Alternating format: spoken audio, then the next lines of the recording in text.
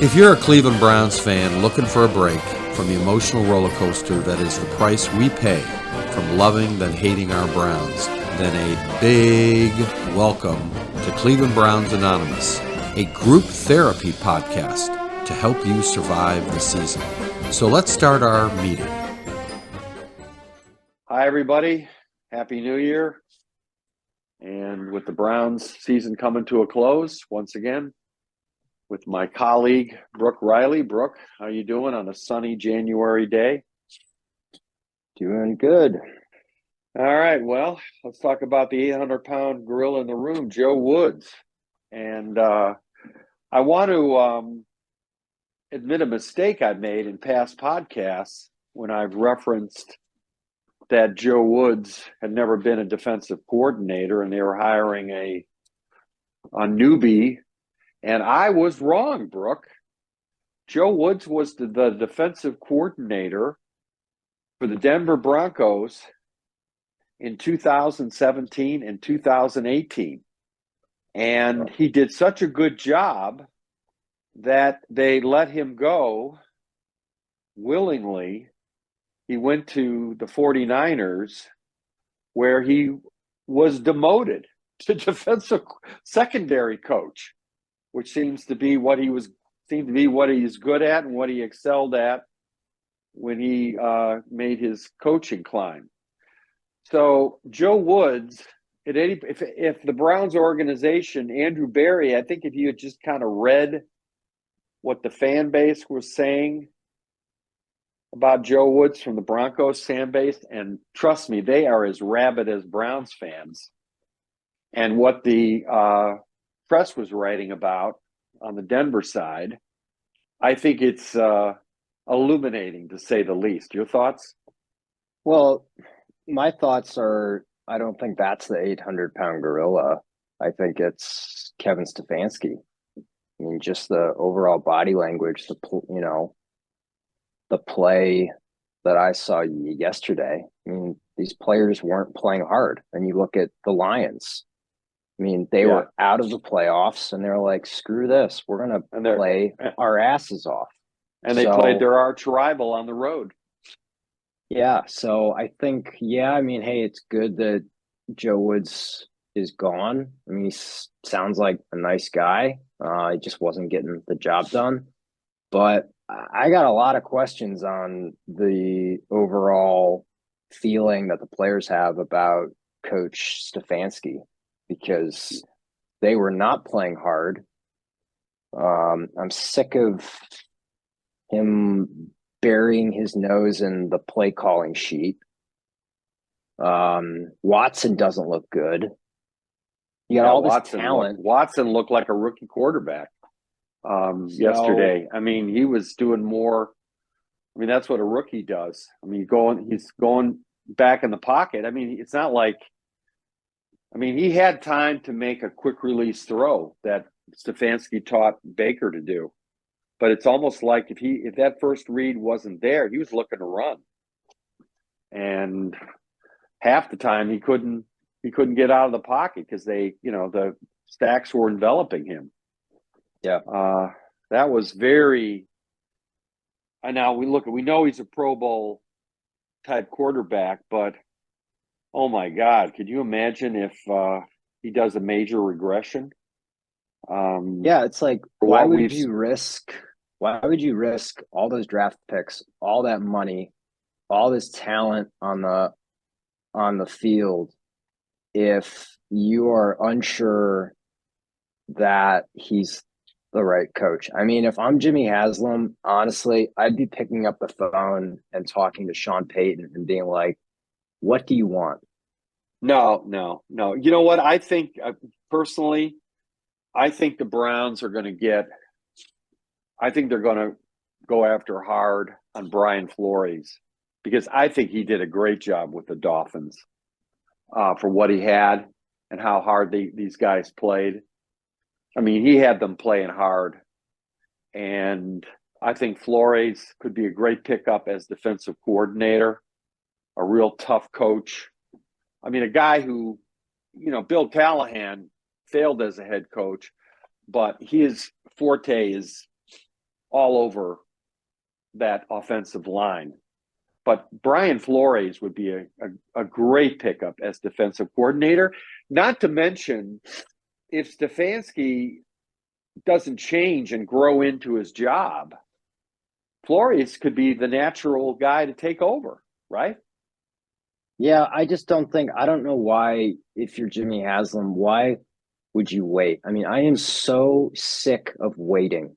I'm so sick of waiting and saying, oh, it's next year. Oh, we got Watson hasn't played. There's always some stupid excuse. I am sick of it. I am done waiting. I am done rebuilding. I want the right coach. We've got all this talent. I know. Just, and when you think about, I'm so sick of this team. Yeah. Well, when you think about the years in the desert, when we were winless one year and then we won one game and then we had the fiasco with Hugh Jackson, which, by the way, let me return back to, Joe Woods briefly, because there's a couple things that should be noted. If anybody, Jimmy D. Haslam, had taken the time to read the Oakland beat writers for the Raiders when Hugh Jackson was coach, they predicted, their complaints were exactly what happened with Hugh Jackson. Hugh Jackson was a nightmare for the Raiders. Yet, for some reason, he gets a head coaching job with the Browns. The same thing happened with Joe Woods. Now, look at last podcast, I was, kind of ranting about Mary Kay. Hey, Mary Kay, I'll save that rant, but let me address this if Andrew Berry is listening on one of his jogs or workouts. Andrew, how did you hire Joe Woods? How did that happen? All you got to do is read what happened when he was at Denver. In fact, I was just reading online, just one of the fan magazines for Denver Broncos, and they were talking about how the Denver team came out and played the 49ers and got absolutely crushed. And the players were complaining about how they were not prepared. Does that sound familiar? And then Joe Woods was asked, why aren't your players not prepared? And you know what Joe Woods did? He basically blamed the players. Well, look, all we can do is show them how the scheme works. It's up to them to get themselves motivated because they're a professional. No, that is not what coaching is about. Sometimes you got to light a fire. And then look at all the complaints over the last couple of years with Woods. After the fiasco. Well, it's coming out now. Coming out now. I mean, what have you heard today? Well, it's Black Monday in the NFL. I mean, all the players have said, I've heard from John Johnson, Anthony Walker, Greg Newsome, and there's two words that have been pretty that everyone is kind of saying. They want someone who's tough and will hold players accountable. Yeah, right. Isn't that the head coach's job?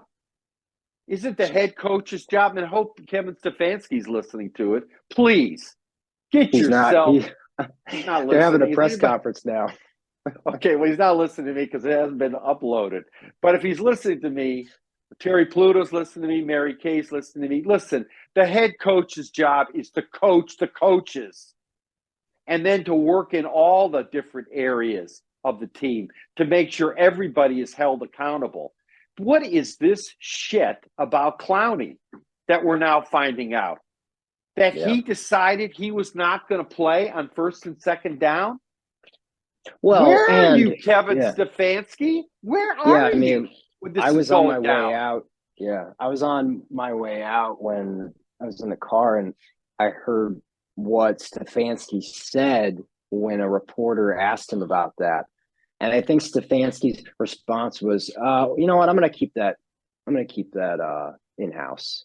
Why? Because it's too embarrassing? What? Keep it in-house? Keeping it in-house? Send a message.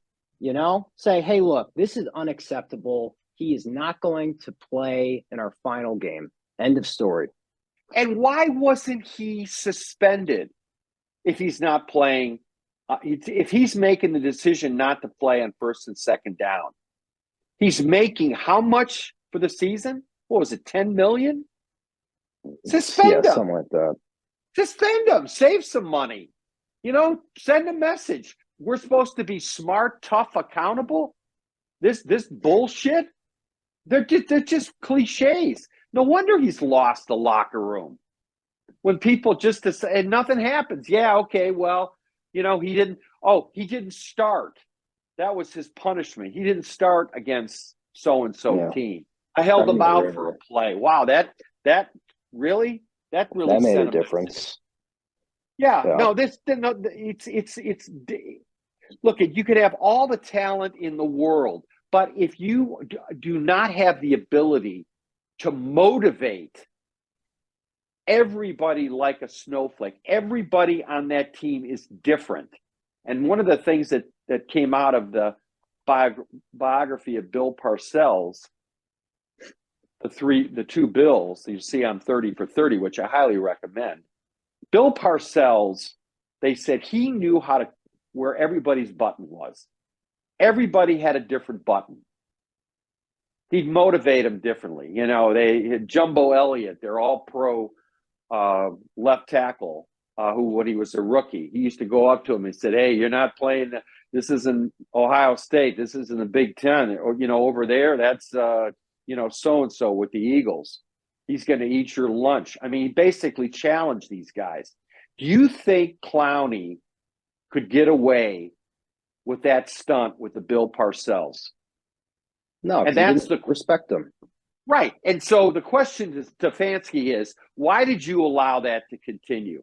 And unfortunately, oh my God, do we have to go through another head coach who reaches his incompetency level? We saw that with Romeo Crennel when Braylon Edwards was acting up on the sidelines and he was oblivious to it. Where these coaches, they're so scheme oriented that that's why I said at the start, if there's any doubt on Stefanski, why would you risk it? And you're wasting the prime of Nick Chubb, Watson, oh my God. That Miles Garrett, line, Joel Bitonio, Wyatt Zeller. It's like, why would you risk this? You know what I think? He's coming back though. I'm checking, Bleacher Report, and all signs point to, that the firing is over. It's, that Stefanski still has his job, which is like, okay, hey, fine. But we better see some serious changes. I think they're going to hire a defensive coordinator with the eye. If Stefanski can't get his shit together, he's gone. He's gone. I think they're going to sit down with him and said, we're done. You're done calling plays. That has been the other hallmark of this team. They start out fast, they get the lean, and then the defenses adjust, and Stefanski's he's got the deer in the headlights. Come on. Why isn't Chubb running more? Why aren't Watson have some plays where he's rolling out? Okay. Running RPOs with Chubb, with that O-line, instead of mid-level throws that take 3 or 4 seconds, more dump-offs. Like they started the game out, a couple of great plays to Chubb, just dump-offs, get him in the open field. They could do that all day. When they hung 40 points on the Steelers during the playoff game, guess who was calling the plays? Alex Van Pelt. Guess how many sacks? Guess how many sacks Baker had? 0. You know why? Because there were 2-second plays. Step back. This is where you're throwing. Boom. Done. That's it. no sacks. Stefanski is just, I mean, God forbid we got to go through another head coaching change. But, you know, if he can look at Baker last year and burrow his head in the sand and let this guy keep playing after the Detroit game instead of bringing in Case Keenum, the same thing could be applied that I've said over and over in these podcasts. He's seeing incompetency from the defensive coordinator, and he's doing nothing about it. It's just so frustrating. But you know what? Browns fans know it when they see it. And Stefanski owes the fan base some straight answers. And so the questions, Mary Kay, Terry Pluto, Dan Lobby, all the guys, all the people who are covering the Browns, the questions need to be more pointed to Stefanski's ability to be a head coach. If this guy was so bad, what did you do about it this past season? You know, the irony of firing Joe Woods now is that he should have been fired after the Jets game. Okay? That's a firing offense. That they're still confused. Season 2. So you were saying about John Johnson, another veteran, saying something. What else have you heard, Brook? No, it's just that they wanted someone who was tough and accountable and would hold other players accountable, and they just weren't. I guess they weren't getting that vibe from Joe Woods, and I think it's pretty evident just how, you know, the defense is played, just way too inconsistent. You know, the players don't respect him. And I mean, I don't care if you're coaching a football team, basketball team, if you're a supervisor in a company, you need to earn the respect from your employees. And if they don't respect you, they're going to walk all over you.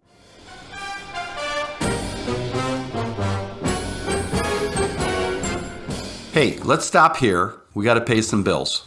30 seconds, and we'll be back. Getting your house ready to sell, or you just need some basic repairs, and you can't get anybody to come out or even return your phone call. Then call Riley Painting and Contracting, your home mechanics, for all of your home repair needs, from electrical, plumbing, roof repairs, and getting your house ready to sell. 45 years in the business, a AAA on the Better Business Bureau, and we're on the preferred contractor list in Cleveland Heights and Shaker Heights. You can contact us by calling 216-371-8160 and leave a message. And guess what? We'll call you back.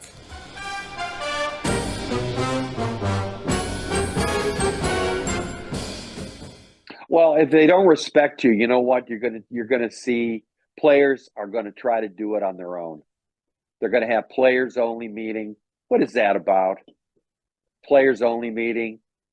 Reporters are going to start going to Miles more and more, or Grant Delpit or Newsom for comments instead of Joe Woods. And then Joe Woods, every time he opens his mouth, he says something stupid. Like, well, we're going to be working on tackling. Like week 6, we're working on tackling. Well, it's it's week 6 in the highest level of your profession, and you're working on tackling. Yeah. Or we're going to make it more simple. We're going to simplify it. I mean, it's like now you're throwing spaghetti against the wall. Now you're, it's like, in my contracting business, customer will go out and will say to me, well, Mike, can you guys clean up a little better? It's pretty messy here. Well, we're going to bring another couple of brooms here. We're on it. We're going to bring, and you know what the customer's thinking? The customer's thinking is, why do I have to tell you this? Why do I have to tell you this? If your guys don't know how to tackle, when is that going to dawn on you? After you read something in the paper that says they missed a lot of tackles, then you do that? Isn't the tendencies there from game 1? Or how about last year? We had how many long bombs did Herbert hit against the Browns in the Chargers game? And then we saw that on week 1. when Baker, who's clearly got some problems as a quarterback with the Panthers, all of a sudden he starts lighting it up with, again, broken coverages. And then you had the Jets game, broken coverages. And, of course, the fitting in to Joe Woods' tenure, more broken coverages, more missed tackles, more getting gashed on the run. And then I've got to listen to Mary Kay and all these other people talking about, well, it's not that simple, just relieving the defensive coordinator. And as I said in an early podcast, Brook, you know what? It is simple. The guy was not a good Send a defensive message. coordinator. Wade Phillips was the guy was the predecessor of Joe Woods. And all you got to do is read the Denver fan base and the sports writers when they were saying, boy, Denver really misses Wade Phillips. How could you hire Joe Woods? How could you put up with this level of incompetency? And where is the role of Andrew Berry in all this? Stepping in? Or is he another, low he's drama speaking guy? Now. So, and what does he say? Is he speaking now? Yeah, I was just checking some of the quotes. Read them off live. This is from Scott Petrak. Brown's Andrew Berry said he thinks effectiveness of leadership is more important than style of leadership. Yeah. Okay, what does that mean? What? And does he understand? It doesn't matter. What that means is it doesn't matter what style of leadership you use. It's how effective is it? And if it's not effective, then you need to change it up. So it begs the question, Andrew. When did it dawn on you that he wasn't effective? Was it last year? I mean, people were howling last year. How about the first 6 games? How about after the Jets game? I mean, what is it? I mean, come on. This guy's Harvard trained, analytics, smart as hell. I like Andrew Berry. He seems to be drafted well. But when does the light bulb go off? And that's the problem here. That's the problem. You got a young team, you got a young GM, you got a young coach. Well, let me tell you, I think this is, we're in the growing pains now. But I think they made the right call, obviously, getting rid of Joe Woods, bring in someone who's smart, who's tough, who's going to hold these players accountable. Brian Flores, I think Jared Mayo from the Patriots, he's their inside linebackers coach. That's the first step. The second thing is, from what Deshaun said earlier today, it sounds like the whole offensive system is going to get a major overhaul, just the scheme. Yeah. So I think that's good, which will hopefully lead to Stefanski hiring in an offensive guy who will call the plays. So I think there's going to be some on the way. Hey, you know what? One thing could happen, Brook. One thing could happen in the offseason when they sit down with Stefanski.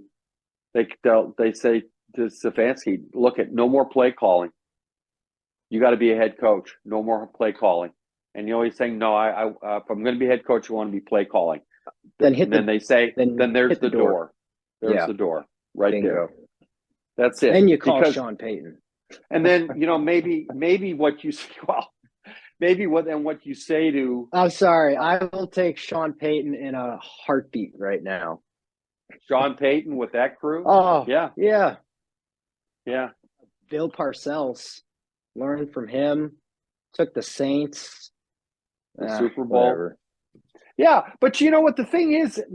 Hey, beat writers out there, if you're listening, can you ask him this question? Can you ask Kevin Stefanski this question? You've been saying week after week after week after week that it's on you that you have to coach better. What exactly have you done differently to improve how you're coaching? And a lot of fans, after a while, when they got to keep listening to this, feel that you're incapable of learning how to coach better. mean, that's what it is. And let me go on a tangent alert, everybody, because I think this is very appropriate, Brooke. So, tangent alert. For some reason, I started getting it back into World War II, Korean War. And one of my favorite authors is Thomas Ricks. He's a military historian, wrote a ton of books. And he wrote a book about the General Marshall in World War II. And they would be relieving generals left and right. If you couldn't cut it, run your division. We're talking about brigadier generals, regimental generals, even colonels, whatever. They had no hesitation of firing you and relieving you of your command if you were not producing. And that is what's lacking. That is what stands out. And that's why Vietnam was such a debacle versus World War II, because you had incompetent generals running Vietnam. And meanwhile, back in World War II, you had generals like Patton who got relieved and then he got brought back in. He was basically disciplined.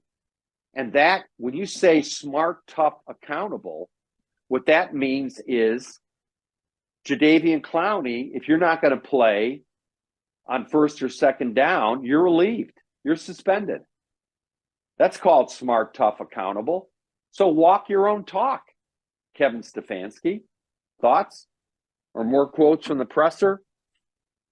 No. I mean, I'll go back to what I said before. I mean, you need to earn the respect of your players. And by doing that, you have to be, you have to hold people accountable. You need to be vocal in these press conferences sometimes to send a message. And I mean, Stefanski seems like a smart guy. I think, hopefully he'll learn from this season, but you can't keep waiting. I mean, if you get a whiff, if you're the Browns front office or Jimmy Haslam, that, man, this thing is lost. We can't salvage this. You need to cut ties ASAP. And hey, who knows? Maybe you hire Brian Flores as the DC, and in your back pocket, you think, okay, I got a guy here. If I have to fire my head coach, that can step in immediately. Right. And you got to ask yourself, look at if that head coach is not being a head coach. Like, for example, Alex Van Pelt. How come he's not calling the plays? He called the plays in Pittsburgh. Pittsburgh had us on the ropes. Thank you, Joe Woods. And Van Pelt engineered a couple of gutsy calls. Remember that screen pass to Chubb for the final touchdown? Oh, yeah. No. What a great night that was. Yeah, go back and watch that game. One thing is about Alex Van Pelt, when he was calling the plays, it was pedal to the metal. Yeah, it was fast. It was fast. They were going to keep piling on points. Meanwhile, you got Joe Woods playing prevent defense, and the Steelers were just scoring at will. I feel like we're the only team that does prevent defense. Yeah, I'll never forget. It was like, let's not give them the 20-yard out plays. Why don't we? In fact, one of the fan writers from the Denver Broncos, they got beat by Kansas City in 2018, and the fan base just was howling at the fact that at one point Mahomes was 2nd and 30, and Woods went into a prevent, a cover 3 instead of blitzing. They had Von Miller. They had everybody there. And, he just kind of laid back. Brook, the thing about like a Stefanski, you know what? I like the guy. Everybody was enamored with his style in that first year. Cut him some slack with that second year with Baker and getting hurt, and it was a shit show. Everything that could go wrong went wrong, et cetera, et cetera. But at the end of the day, there were a lot of stories of generals who looked the part. All you got to do is look up General William Westmoreland, who was the head commander of the Vietnam forces. This guy looked like he was coming straight out of MGM Central Casting. He looked the part of a general. Okay? And all these guys that look the part, they're walking around, they're striding back and forth, they got their mics on, their headphones on, and whatever. And who was our favorite coach of the Tampa Bay Buccaneers who took them to the Super Bowl? Oh, my guy, Bruce Arians. Bruce Arians, who couldn't stand Butch Davis. Bruce Arians, who went on to who was the team he came before Tampa Bay? He had them. The Cardinals. He got hired within like 2 hours.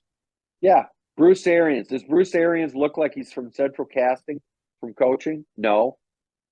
Bruce Arians is smoking a cigarette. He looks a little rumpled. Andy Reid, that's another guy that doesn't look like he's from Central Casting.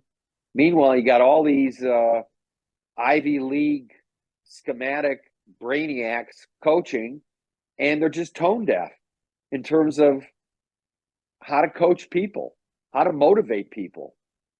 Kevin Stefanski, here's another question for you, Irie from Cleveland.com. Ask Kevin Stefanski how he motivates his individual players. How do you motivate a Clowney? How do you motivate an Anthony Schwartz? How do you make sure Joe Woods is motivating his players? Or are you sitting back and just letting the defense go whatever Joe Woods wants them to go? I mean, it's pretty simple. I think you motivate them. You can motivate someone if they respect you, and you gain that respect by holding people accountable. It's not rocket science. How do you hold an NFL player accountable who's probably thinking, dude, I'm making $20 million guaranteed. Go ahead, sit me. I don't care. I think that is the anomaly. But I think you motivate people by earning their respect. And if they don't respect you, it's a lost cause.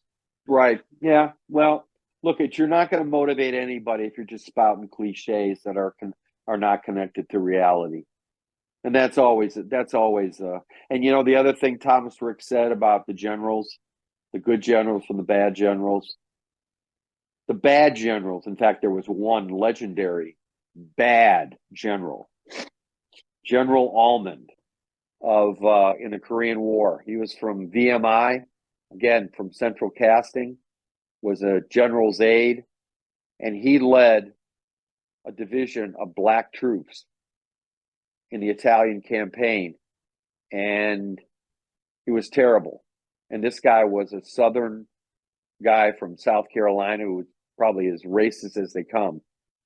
And his troops underperformed. And he blamed the troops. And as Rick says, when you start blaming the troops, you've got a bad general. And that's what head coaching should be. And you reading Joe Woods, a chill just ran down my spine when I'm reading what he was quoted as saying in the Denver papers about it's up to the players to motivate themselves. I mean, that should be framed. That is not the job of a defensive coordinator, offensive coordinator, head coach. Your job is to motivate them. Number one, the scheme, your little brainiac schemes, your little laminated play charts are secondary to you motivating, inspiring, and gaining the respect of each individual player on your team. So, right, I agree with you, Brook. You can't lead if they don't respect you, but how do you get that respect? And that comes from motivating and understanding at the core level what each one of your players needs to play and wants from their head coach. Final thoughts? Yeah, no, I think you summed it up well. So, sorry, Joe Woods. Seemed like a nice guy, but back to the secondary. Yep. Back to the secondary. That's the Peter principle. He's a great defensive secondary coach, but the defensive coordinator, the OC, the quarterback coach, the head coach, they have to be motivators. So Let's get Brian Flores and let's get somebody to light a fire. And maybe Stefanski can learn a little from Flores or whoever experienced guy they hire. All right, Brook. Well, keep us posted on the chatter, and we'll do a wrap up next week. All right, sounds good. Okay. Bye, everybody. All right. See ya.